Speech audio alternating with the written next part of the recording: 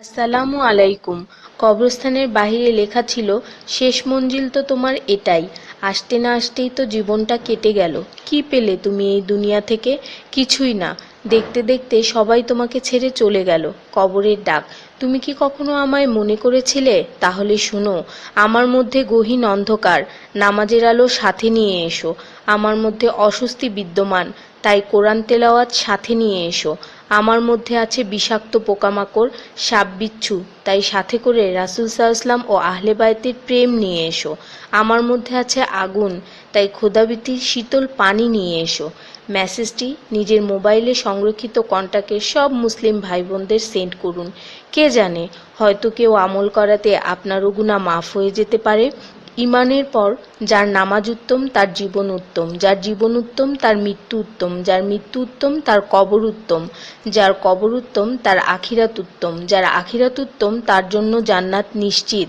So don't miss নামাজ। সোয়াবের জন্য হলেও অন্ততপক্ষে একজন বন্ধুকে তো অবশ্যই এই মেসেজটি সেন্ড করুন। আল্লাহ আমাদের উপর সন্তুষ্ট হন, আমিন। 5 জায়গায় হাসাহাসি করা সাধারণ গুনার চেয়ে 25 গুণ অন্যায়। 1. কবরস্থানে। 2. জানাজার পিছনে। 3. কোনো মজলিসে। 4. কোরআন তেলাওয়াতের সময়। 5. মসজিদে। শুধু একবার কাউকে পাঠান, অনেক মানুষ এসব গুনাহ করা থেকে বেঁচে যাবে। একা আছেন, আল্লাহকে স্মরণ করুন। কষ্টে আছেন, মোহাম্মদ ও আলে মুহাম্মদের উপর দরুদ পড়ুন।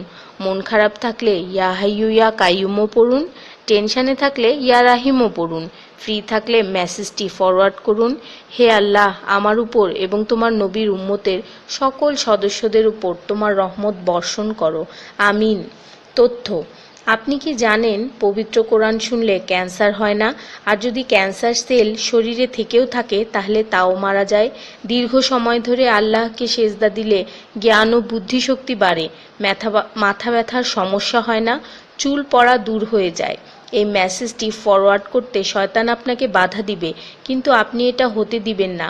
আর সব কন্ট্রাক্ট নাম্বারে সেন্ড করে দিন। কোরআন ও নবীর সুন্নত ও তার সম্মানিত সাহাবী এবং আহলে বাইতের অনুসরণ করুন। ক্যান্সার একটি ভয়ঙ্কর রোগ। অনেক মানুষ আছে যারা নিজেরাই এটাকে দাওয়াত দিয়ে নিয়ে আসে। ছোট অথচ সাধারণ কিছু পদক্ষেপ গ্রহণ করলেই এই রোগ থেকে বাঁচা যায়। বেশিরভাগ মানুষ খাবারের পরপরই পানি পান করে নেয়। খাবারের পর পানি পান করলে রক্তে বিদ্যমান ক্যান্সারের জীবাণু থেকে তৈরি হওয়া ক্যান্সার সেলগুলোকে অক্সিজেন সরবরাহ করে। নবী পাক সাল্লাল্লাহু বলেছেন, খাবারের আগে পানি পান করা শেফা। খাবারের পরপরই পানি পান করা কলেরা রোগের কারণ, তাই সর্বোত্তম হলো খাবার শেষ করার কিছুক্ষণ পর পানি পান করা। তিনি আরও বলেছেন, 1 চিমটি লবণ খেয়ে খাবার শুরু করো আর 1 চিমটি লবণ দিয়ে খাবার শেষ করো। এ কথাগুলো তাদেরকেও জানিয়ে দিন যারা আপনার কাছে জীবনের চেয়েও প্রিয়। যদি কোনো ব্যক্তি ঘুমানোর সময় 21 বার বিসমিল্লাহির রহমানির রহিম পড়ে, আল্লাহ তখন ফেরেশতাদেরকে হুকুম দেন এই ব্যক্তির প্রতিটি নিঃশ্বাসের বদলে নেকি লেখা হোক। আপনার মোবাইলে যত নাম্বার সেভ করা আছে তাদের সবাইকে এটা ফরওয়ার্ড করুন, আর তখন দেখবেন কত মানুষ আপনার কারণে বিসমিল্লাহ পড়ছে। শেফা আর শেফা। রোজ একটা করে আপেল, নো ডক্টর। রোজ 4টা বাদাম, নো ক্যান্সার। রোজ একটা লেবু, নো ফ্যাট। রোজ 1 glass milk, no bones problem. রোজ 12 গ্লাস পানি, নো স্কিন প্রবলেম। রোজ 4টা খেজুর, নো উইকনেস। রোজ 5 ওয়াক্ত নামাজ, নো টেনশন। রোজ কোরআন অর্থসহ তেলাওয়াত, happy and happy. So don't stop forward please.